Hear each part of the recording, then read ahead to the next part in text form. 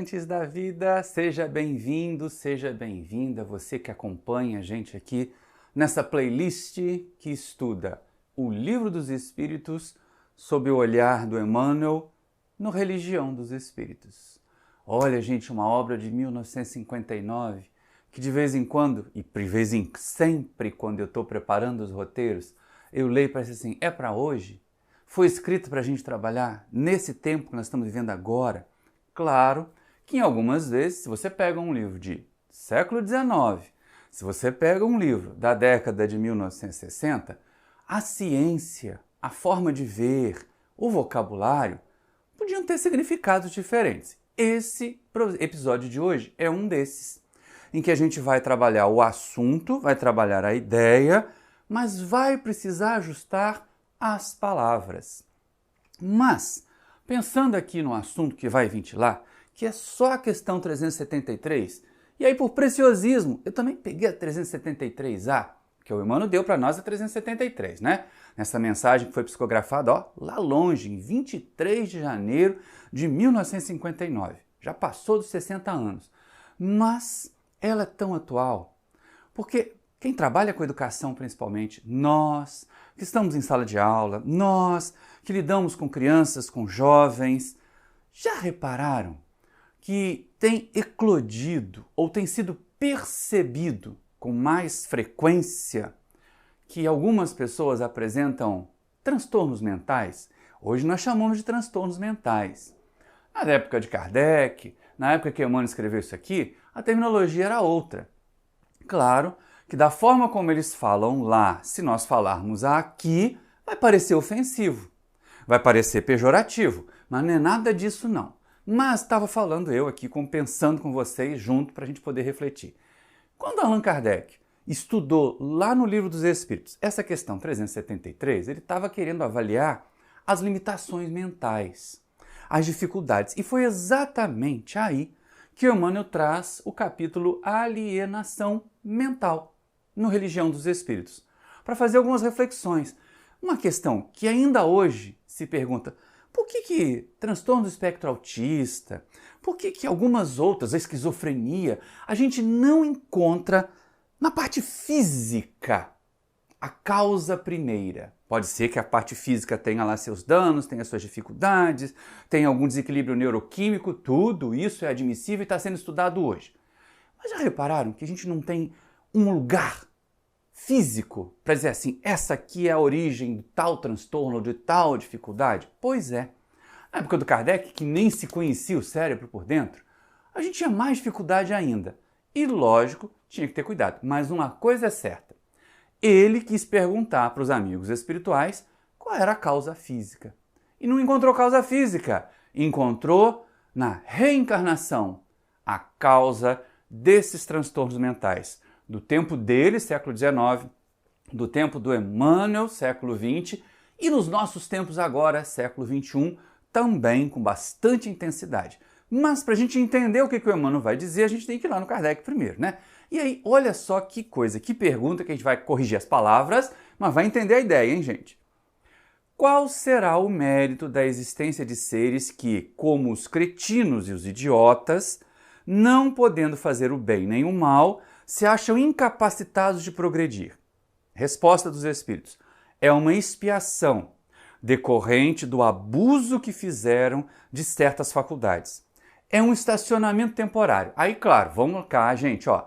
A gente corre um risco grande de ficar anacrônico se a gente pegar as palavras que estão ali e interpretar como nós interpretamos hoje. Claro que hoje, cretino e idiota são xingamentos, são pejorativos. Mas antes de você sair agredindo Kardec, me agredindo também, faz o seguinte, vai procurar nos compêndios médicos, nos textos médicos do século XIX, não precisa ir muito longe também não, vai procurar nos textos médicos, ali do meados do século XX, para perceber o seguinte, sem saber qual era a origem e sem poder classificar, davam esses nomes a limitações mentais sérias, bem graves, né? E inclusive eu me lembro de quando eu era criança, na escola, uma professora que achava que conhecia bastante foi relacionando para nós os vários níveis de deficiência mental que as pessoas podiam aparecer.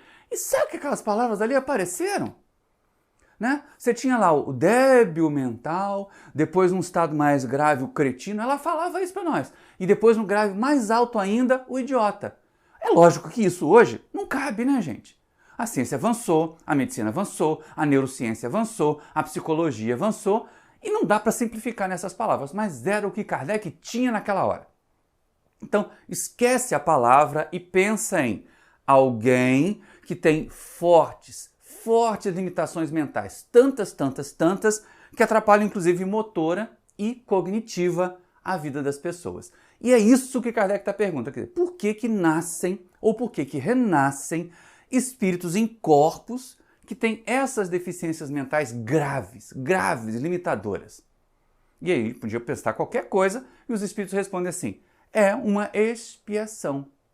A doença mental, é interessante que o nosso amigo Elarra fala sempre isso, muitas das nossas experiências na Terra podem ser prova, expiação ou missão, menos a doença mental, que frequentemente vai estar ali na parte da prova ou da expiação. Mas, olha que coisa interessante, né? Os espíritos respondem no viés da expiação. Eles dizem que é uma expiação decorrente do abuso que fizeram. E aí pensa bem, algumas vezes a gente abusa do corpo, nasce com o corpo limitado. Quem está com a mente limitada deve ter abusado do quê, né? E é exatamente por isso que eu fui buscar a questão 373. Olha só o que Kardec pergunta. Pode assim o corpo de um idiota conter um espírito que tenha animado um homem de gênio em precedente existência? Resposta: certo. O gênio se torna, por vezes, um flagelo quando dele abusa o homem. Ou seja, minha gente, abusou da inteligência, causa dano na parte do cérebro, no perispírito, que como o perispírito é o modelo para o novo corpo, adivinha o que vai acontecer com o novo corpo, né? Vai vir lesionado, vai vir com dificuldades. E para completar isso, tem a observação que o Kardec faz, que ela é muito útil antes mesmo da gente entrar no texto do Emmanuel. Olha só, a superioridade moral nem sempre guarda proporção com a superioridade intelectual. E os grandes gênios podem ter muito que expiar. Daí, frequentemente, eles resultam uma existência inferior à que tiveram e uma causa de sofrimentos. Os embaraços que o espírito encontra para suas manifestações se lhe assemelham às algemas que tolhem os movimentos de um homem vigoroso. Assim fica mais claro da gente entender que quando tem limitação física, foram erros no campo físico, se nós estamos expiando, mas quando tem limitações mentais, foram erros e abusos do uso da inteligência. E mais uma vez ali fica claro, como o moral e o intelectual não avançam juntos, tem gente que avança muito na inteligência e faz o uso dela para o mal, e faz o uso dela de forma equivocada. Não tem tantos que são gênios das finanças e usam para dar golpes? Então, só um exemplo. Sem contar em outras áreas, na medicina, na engenharia, em tantas e tantas outras. Na tecnologia, a gente vive com medo de receber golpe aí pela internet, pelo WhatsApp, por tudo mais. E são pessoas inteligentes, mas moralizadas, elevadas moralmente, são nada, né? A gente começa a perceber isso. Agora a gente pode entrar no texto do Emmanuel para entender, ou para entender um pouquinho mais daquilo que Kardec já tinha dito aqui no Livro dos Espíritos. O Emmanuel começa observando isso. Essa mesma relação que a gente viu na observação final. Usos errados de partes do corpo, corpo lesionado. Usos errados da inteligência, mente lesionada. Olha o que o Emmanuel diz. Enquanto o vício se nos reflete no corpo, os abusos da consciência se nos estampam na alma, segundo a modalidade dos nossos desregramentos. É assim que atravessam as cinzas da morte, em perigoso desequilíbrio da mente, quantos se consagraram no mundo à crueldade e à injustiça, furtando a segurança e a felicidade dos outros. Aqui fica mais claro a parte de baixo ali, que são criaturas inteligentes que usaram mal, e usaram muito mal, a inteligência. E aí, olha a referência. Se os vícios materiais causam, aparência, deixam à vista os erros, as marcas no corpo, os transtornos da mente vão deixar a gente meio perturbado ali no campo da alma. como é a alma que permanece, como é a alma que sai de um corpo e se prepara para habitar outro, que é o espírito desencarnado, né? Ela vai carregar com ela esse dano. Então, olha só que coisa grave. Às vezes, uma lesão na matéria pode ficar na matéria quando acaba a existência física. Mas, frequentemente, uma lesão na alma, uma lesão na inteligência, vai com a gente. E aí o Emmanuel diz que eles chegam lá no mundo espiritual, esses que usaram a inteligência ali para fazer crueldade, para fazer injustiça, chegam perturbados, chegam em estado de desequilíbrio mental. E aí? E aí o que vai acontecer? Essa é uma questão que a gente tem que estar bastante atento. E ele vai dizer, olha só, cada um desses que provocaram essas coisas, e ele vai fazer uma lista, vai ter suas consequências. Olha como Emmanuel diz. Fazedores da guerra, que depravaram a confiança do povo com peçonhento apetite de sangue e ouro, legisladores despóticos que perverteram a autoridade, magnatas do comércio que segregaram o pão, agravando a penúria do próximo, profissionais do direito que buscaram torturar a verdade em proveito do crime, expoentes da usura que trancafiaram a riqueza coletiva necessária ao progresso, artistas que venderam a sensibilidade e a cultura, degradando os sentimentos da multidão, e homens e mulheres que trocaram o templo do lar pelas aventuras da deserção, acabando no suicídio ou na delinquência, encarceram-se nos vórtices da loucura, penetrando depois na vida espiritual como fantasmas de arrependimento e remorso, arrastando consigo as telas horripilantes da culpa em que se lhes agregam os pensamentos. E essa é a questão. Viu que o Emmanuel não fez distinção nenhuma, nem privilegiou nenhuma área nem outra. Todas as áreas do conhecimento, do direito, da engenharia, das artes, tudo a inteligência pode ser mal usada ou bem usada. Aqueles que escolhem usar mal, e olha só que ele foi até ali na vida doméstica. Gente, a vida doméstica, o indivíduo que abusa, é inteligente, consegue burlar ali a relação de fidelidade que a vida doméstica deve ter para se perder naqueles desajustes ali da sexualidade em desalinho, acabamos comprometendo o raciocínio, causando ou marcando em nós a culpa. Gente, a culpa é sim aquela brasa que queima, que requeima dentro da gente.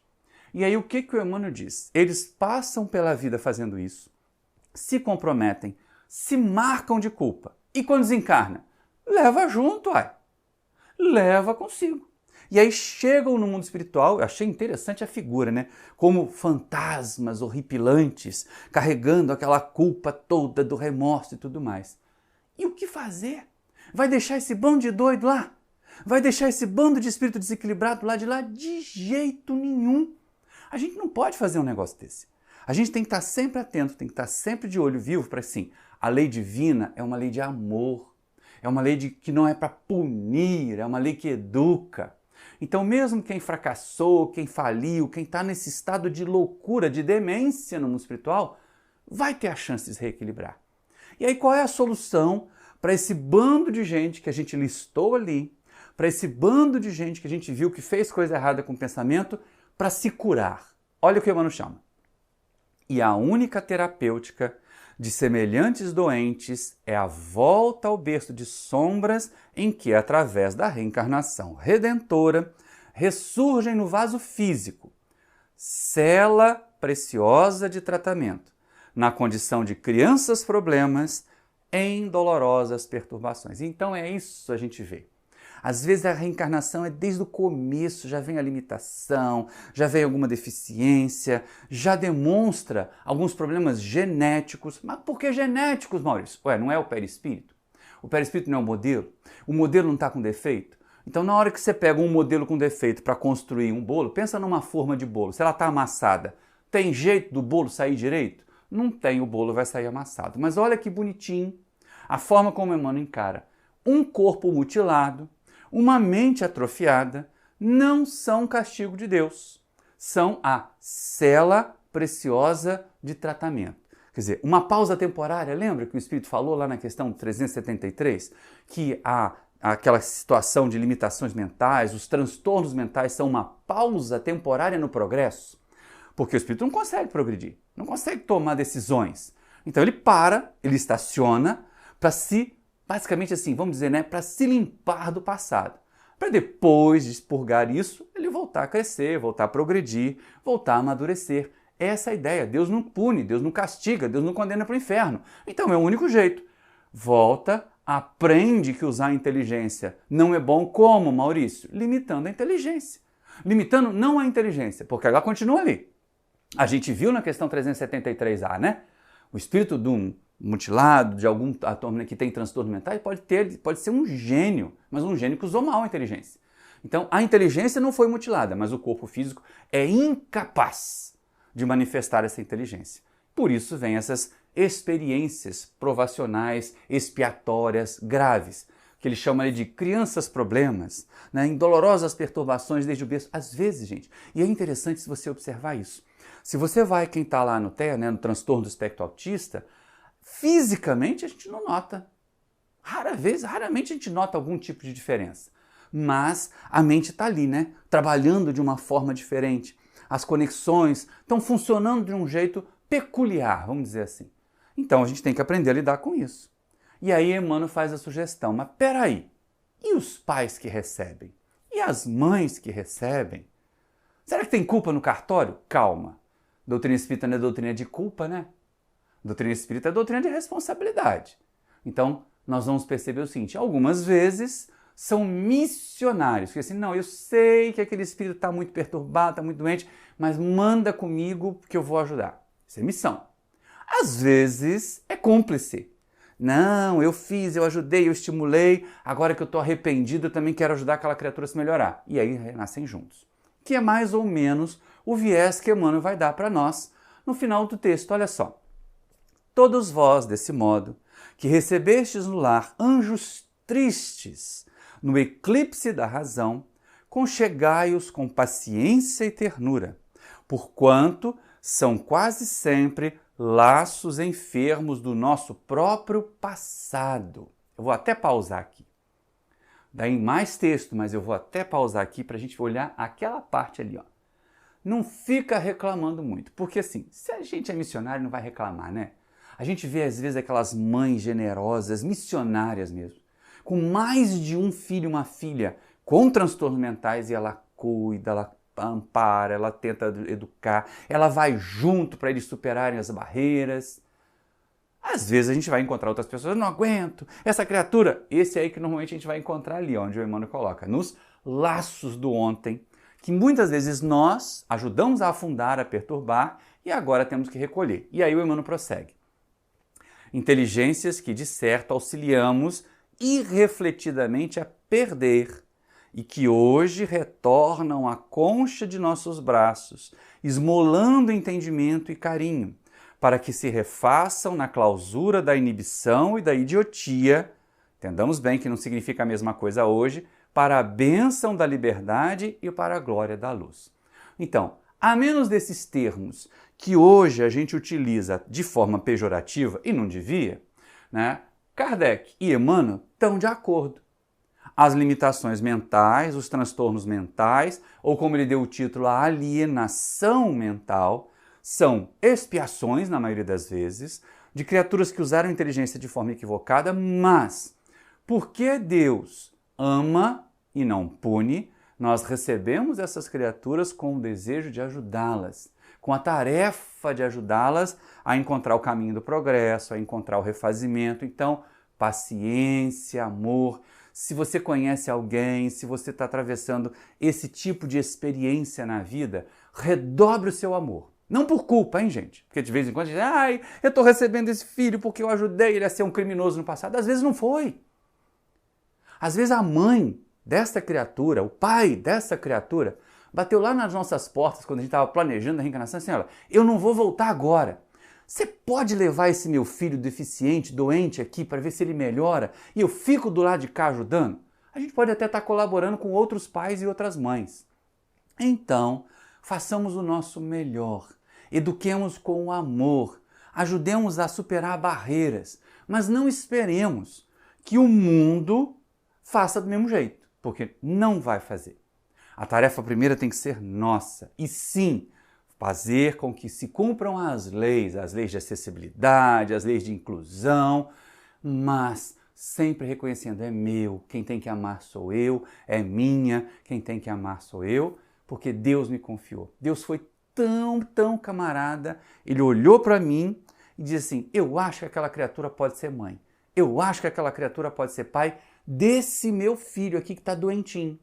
E aí manda o Filho de Deus doentinho, que são todos os nossos irmãos, né? Os nossos filhos, como a Dora costuma dizer, são todos adotivos, porque nós não criamos nenhum deles, somos todos criados por Deus, são nossos irmãos, naquela condição de carentes, naquela condição de menores, precisando do nosso amor e do nosso amparo. Então, diante das deficiências mentais, nós espíritas, nós está vendo, está pagando o uso da inteligência errada no passado. Isso é muito simplista. Isso é deixar de lado a tarefa que a gente pode fazer. Acolhamos, amemos, façamos ali o que Emmanuel sugere para nós. Porque algumas vezes cabe a nós ser um ninho aconchegante para recolher uma ave de asa quebrada. Nesse caso aqui, a asinha que está quebrada é a da inteligência, para que ela possa se refazer. Espero que você tenha gostado desse nosso vídeo. Pode ter ficado um pouquinho maior do que a gente está acostumado, mas são reflexões tão suaves e, ao mesmo tempo, problemas tão do dia a dia, que nós vemos tantas vezes, que marcam, às vezes, os sonhos de casais que queriam ter uma família linda, daquelas de comercial de margarina, e enfrentam já desde muito cedo, desde muito jovens, essas crianças com problemas mentais. Então vamos encarar isso como um voto de confiança de Deus em nós. E nós que não temos a experiência e a prova, ajudemos naquilo que a gente já puder ajudar. Um grande abraço para você. Se inscreva aí no canal se ainda não é inscrito, acione o sininho para receber as notificações. Se gostou, pode deixar um like agora. Se não gostou, deixa um dislike. Ficou faltando falar alguma coisa? Falei besteira? Escreve aí embaixo, deixa um comentário. Um grande abraço para você, muito obrigado pela sua atenção e até o próximo vídeo!